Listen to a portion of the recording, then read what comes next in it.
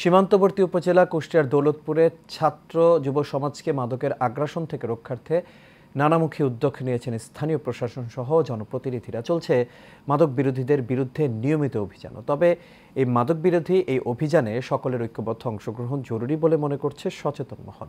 Sohanur Rahman শিপনের report, জানাচ্ছেন সঞ্জিতা হক।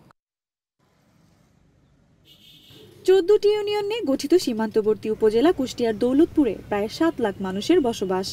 ভারত ঘেঁষে 46 kilometre সীমানা রয়েছে দৌলতপুরে, যার মধ্যে 18 কিলোমিটার রয়েছে কাঁটাতারের বেড়া, বাকিটা অরক্ষিত। ফলে মাদক সরবরাহে সহজ পথ হিসেবে বিবেচনা করা হয় এই অঞ্চলটিকে।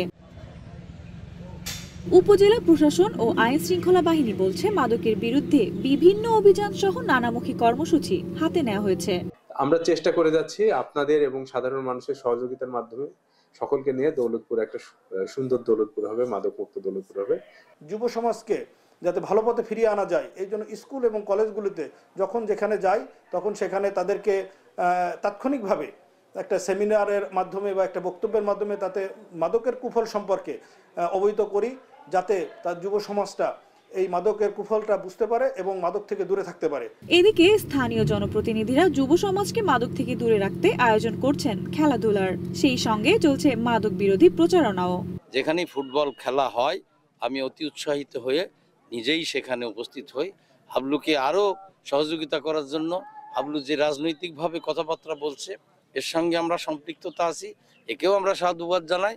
দলমত নির্বিশেষে সবাইকে নিয়ে দৌলতপুরে দুর্নীতিমুক্ত মাদক মুক্ত দৌলতপুর করতে চাই এবং যুব সমাজকে এই মাদকের ছবল থেকে ফিরিয়ে খেলাধুলা বিনোদনের মাধ্যমে এইখানে আমি সুন্দরভাবে দৌলতপুরের ছেলেদেরকে একটা জায়গা তৈরি করে দিতে চাই। প্রশাসন থেকে জনপ্রতিনিধি সকলের সম্মিলিত প্রচেষ্টায় এই অঞ্চলের ছাত্র ও যুব সমাজকে মাদক থেকে দূরে রাখতে খেলাধুলা সহ নানাবিধ তৎপর থাকবে বলে প্রত্যাশা স্থানীয়দের। সঞ্জিতা হক, এশিয়ান টেলিভিশন।